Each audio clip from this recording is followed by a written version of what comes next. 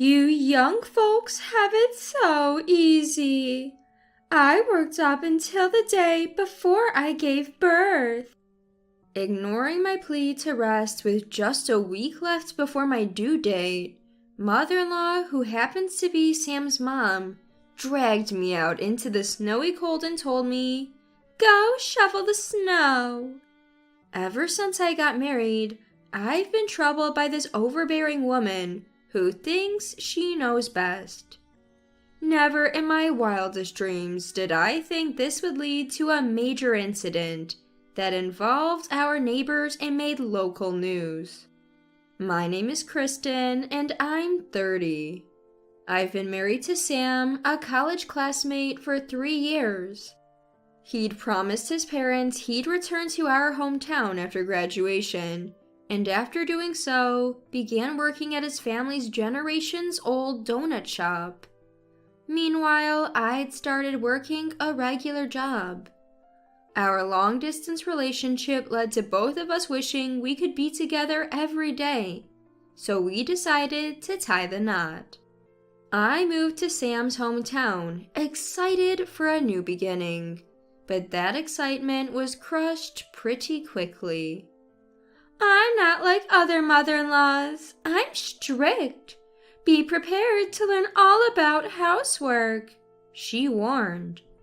I felt like I'd been greeted by a drill sergeant. While Sam and his father are generally quiet people, his mother has a piercing voice that echoes loudly. As someone who suffers from migraines, her voice was torturous to my head. She'd wanted Sam to marry someone from a similar business background. However, Sam firmly told her, "If you don't accept my marriage to Kristen, I won't continue the family business." Reluctantly, she agreed. Sam's dad, on the other hand, was kind to me from the start, saying, "She's the one our son chose." Their main house was near the donut shop, an old building built by Sam's late grandparents. Though old, it was renovated a few years ago. Sam and I lived in a guest house on the property. Sam had early mornings, heading to the shop for prep work. After waving him off, I'd rush to the main house. Waiting for me there, she'd often scold, "Come on, at this rate you won't get breakfast ready in time," slapping her hands together as if to emphasize the point. If I could, I'd tell her to stop clapping and yelling. But considering our roles, I held back.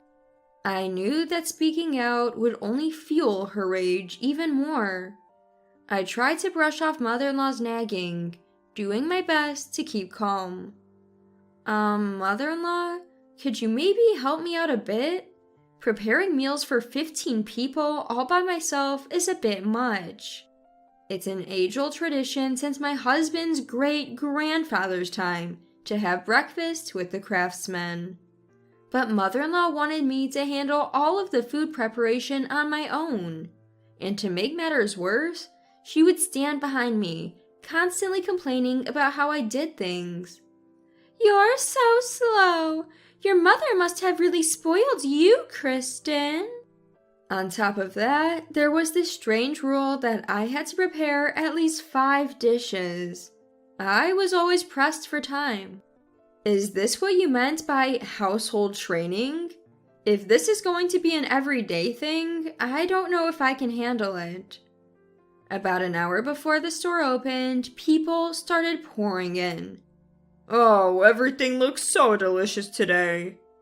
"It must have been tough preparing all this so early in the morning," Sam and the craftsman commented with sympathy. Their kindness was heartwarming, but then there were frustrating moments. "It's no big deal. Kristen is so laid back that I ended up doing most of the cooking again today." The way mother-in-law said it, as if she was the one who did everything, really got on my nerves. That night, when I was alone with Sam, I told him, "Your mom is so tough on me. She yelled at me again today. Is this what our future looks like?" Seeing me so disheartened, he replied, I'm really sorry about my mom. She seems energetic at the store, but she's actually a very shy and quiet person. She's just been trying too hard since you came." I found it hard to believe since I had only seen this side of mother-in-law. Still, knowing Sam was on my side gave me strength. The thought of getting a divorce because of mother-in-law's mistreatment never crossed my mind. Plus, it wasn't all bad. Thanks to mother-in-law's guidance, my cooking skills improved significantly. The elderly couple next door always greeted me with warm smiles. The butcher was super friendly, and the florist loved to chat so much that when she started, it'd be hard to leave for at least an hour. Even mother-in-law had her moments. It was a community filled with kind people. Although mother-in-law can be quite harsh at times, I thought. And then there was this one day. Wow, look at all the snow! I've never seen so much snow in my life! I was incredibly excited by the winter wonderland spread out before me. You see, I was born in the southern part of Texas, where it hardly ever snows. If it did, it'd be sleet, or at best, a few inches of snow. And that's a rare occurrence, maybe once in several years. "Hey Sam, wanna build a snowman?" Watching me gleefully play in the snow like a child, Sam looked on with an affectionate smile. From the main house, mother-in-law must have been observing because she commented, "At your age, it's quite embarrassing to get so excited over a bit of snow. Don't you worry about the neighbors hearing you carry on like that? It's so undignified." After her snide remark, she retreated back to her house. Standing next to Sam, who had a look of disbelief towards my mother-in-law's comments, I blurted out, "Hey, Sam, please don't expect me to take care of mother-in-law in her old age, okay?" It was a comment I hadn't meant to voice out loud. Time flew by, and 3 years into our marriage, there was a big change in our lives. I was pregnant. Having undergone several hospital treatments to conceive, the news brought immense joy to our hearts. Come to think of it, the one thing my mother-in-law hadn't complained about was the topic of children. When I broke the news, she exclaimed, "Oh my, really? That's wonderful! Kristen, make sure you don't catch a cold, okay?" Her unusually bright smile caught me off guard. However, it was short-lived, as she quickly reverted to her typical demeanor and added, "Well, I still expect you to keep up with the housework." I was constantly baffled by her ever-changing emotions. I phoned my parents to share the news. Amidst their congratulations, my mother hesitated. "Kristen, I'm sorry, but giving birth at our place might be difficult." To which I replied, "It's okay." I understood her concerns. My paternal grandfather lived with them, and they were already stretched thin looking after him. It wouldn't be practical for me to return there, baby in tow. My morning sickness wasn't too severe, but due to anemia, even preparing breakfast became a struggle. Noticing this, my mother-in-law sighed, "All right, move aside." She pushed me into a chair grumbling, but took over breakfast preparations. "Thank you, mother-in-law," I said, to which she retorted, "I'm not doing this for you, just couldn't stand watching you struggle." Yet, in her actions, I felt a hint of unexpected kindness.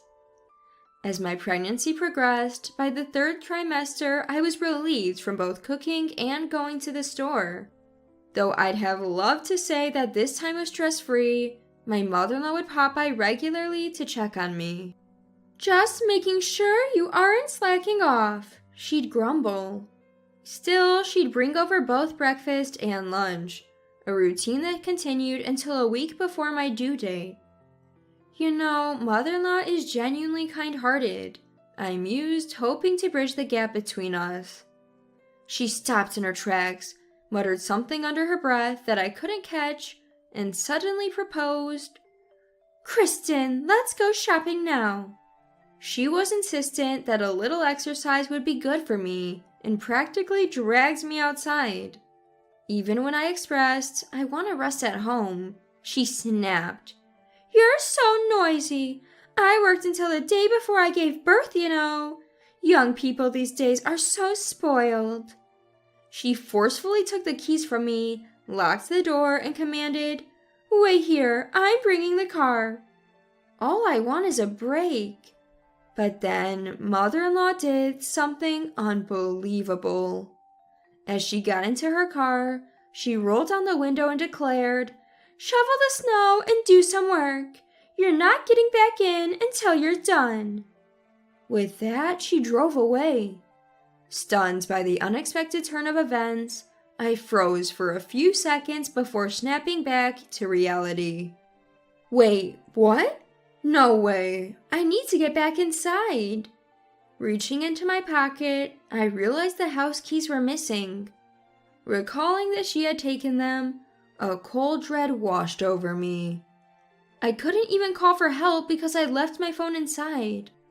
Reluctantly deciding to walk to a nearby donut shop, I felt something wrong with my body. How much time had passed? My returning mother-in-law must have been shocked. An ambulance was parked on our property. Surrounding me were doctors, nurses, and a few neighbors. Sam and my father-in-law rushed over, their faces filled with concern. Above me, voices rang out. Who in their right mind would lock out Kristen, who's about to give birth? I'm so sorry. Mother-in-law apologized as the two of them scolded her. But honestly, I had bigger things on my mind. Frustrated by the noise, I shouted, Enough! Save the lectures for later. A doctor chimed in, Please be quiet, she's about to give birth. I had just started walking to the shop when I felt warmth between my legs, realizing immediately that my water had broken. Panicking, I cried out, and an elderly couple from next door came to my aid. A major event was happening nearby, and the ambulance got stuck in traffic. Our neighbor used to be a certified professional midwife, one of them mentioned, and it felt like a miracle when a friend arrived to help. By the time the ambulance arrived, I was fully dilated. By then, Sam and the others had also arrived, and I ended up giving birth at home. Minutes later, our long-awaited child was born, crying heartily. The baby and I were immediately transported by ambulance. A TV crew covering the nearby event happened to pass by our home. That evening, our story titled, A Local's Miracle Birth, aired for a few minutes on local news.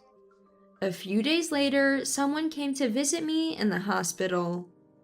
Kristen, With tears on the brink of spilling, mother-in-law stood before me.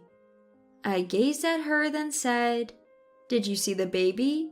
She looks just like Sam, a beautiful little girl. Having peeked into the nursery, mother-in-law nodded. But, I was terrified thinking that she might not have made it. Do you truly understand the gravity of what you did, mother-in-law? Mother-in-law looked down, saying nothing. After what happened, I immediately asked my husband for a divorce, but he told me to talk to you, Kristen. Yes, I requested that both of you speak to me. I have a lot to say to you, mother-in-law. Throughout our calm conversation, mother-in-law's gaze remained lowered. The day after I gave birth, father-in-law and Sam came to apologize. I told them I wanted to speak with mother-in-law. Then I added, Aren't both of you relying too much on mother-in-law? Please take better care of her. I might have come off a bit preachy to Sam and father-in-law. Father-in-law said he didn't plan on leaving mother-in-law, though he hadn't told mother-in-law yet. When father-in-law shared that after this incident he planned to pass the store on to Sam and leave with mother-in-law, I was taken aback. They told me the final decision was mine. Mother-in-law, my parents, especially my dad, were vibrant and respectful. I was strictly disciplined growing up, which made me resilient. Mother-in-law slightly lifted her face as if asking, "What's this about?" Her eyes were swollen and red, probably from crying. Even with my upbringing, harsh words or passive-aggressive remarks still hurt. I never met Sam's grandmother, but I think you don't need to force yourself to act like her. At my words, mother-in-law suddenly looked up, her eyes wide. In fact, I had realized a while ago that mother-in-law might actually be a kind person at heart. And that's because our town is full of chatty people. People used to say that Carla, right after her marriage, was lively and always smiling like you are now. But the previous owner was quite stern. The one who shared that story with me was the owner of the flower shop. Turns out the donut shop was originally started by Sam's late step-grandmother's parents. Sam's mother, who married the only son of the family, father-in-law, was brought up with strict guidance from them. The late step-grandmother always used to say, "Are you trying to run the store into the ground?" Apparently, Sam's mother struggled for a long time to have a child, and Sam was the child she finally had. When Sam introduced me, a woman from an ordinary family just like her, she was really flustered. "Never let the shop fail." Those words haunted her even after her stepmother passed away. "I was strict with you because I didn't want you to run away, thinking you've had enough of me," she told me. I responded, "That wouldn't happen. I love Sam. But you loved father-in-law too. That's why you're still here, right?" I gave her a little smile, and tears streamed down her face. "The previous owner always told me to show dignity and not to laugh too much. So, when you mentioned that I was kind that day, I heard her voice in my head telling me to be more stern. Silly, right?" After thinking for a bit, I said, "I'm not sure what the right way to be an owner is, but as a customer, I'd prefer a smiling face."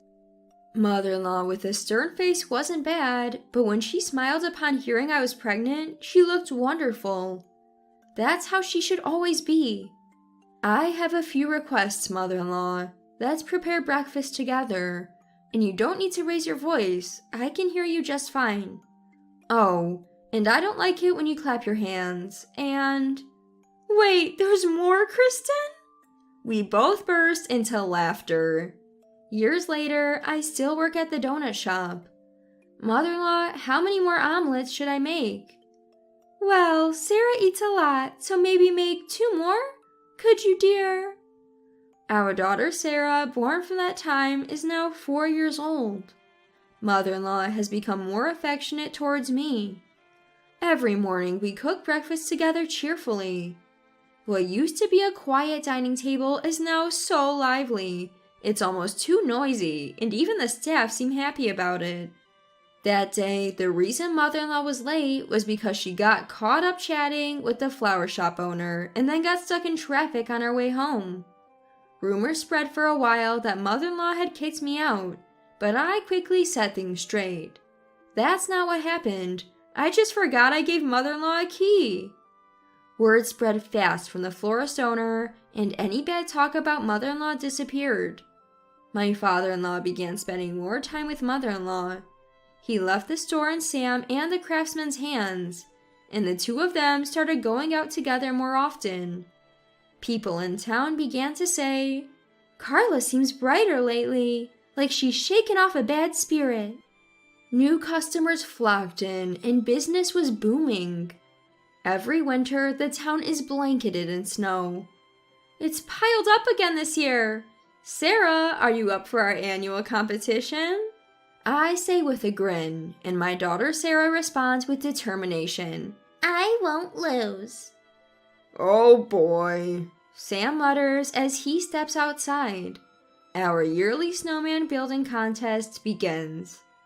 From the main house, mother-in-law emerges saying, "I'm on Team Sarah." Sarah's words make mother-in-law smile brightly. "Maybe I'll just watch," mother-in-law says playfully. To which I respond, "Mother-in-law, you can't forget our promise." With a smile I add, "And don't worry about me. But Sam, instead of standing there, grab an extra jacket for me." I had made a request to mother-in-law at the hospital after that fateful day. When Sarah grows up, I want you to make snowmen with her. I hope you'll be the kind and loving grandmother I know you can be. I remember how she had cried hearing those words. Now I'm expecting our second child. We recently found out it's a boy, and Sarah will soon have a little brother. Every day, Sarah lovingly strokes my belly, impatiently asking, "Is it time yet?" I'm sure she'll be a great big sister. I don't plan on going back to my hometown for the delivery this time. After Sarah was born, mother-in-law often supported me with child rearing during her breaks from work. She's already looking forward to the arrival of the newborn, saying, "It's been a while, I can't wait." She's become a second mother to me, someone I deeply rely on. Despite the challenges, I plan to enjoy my life here, with the land and its people.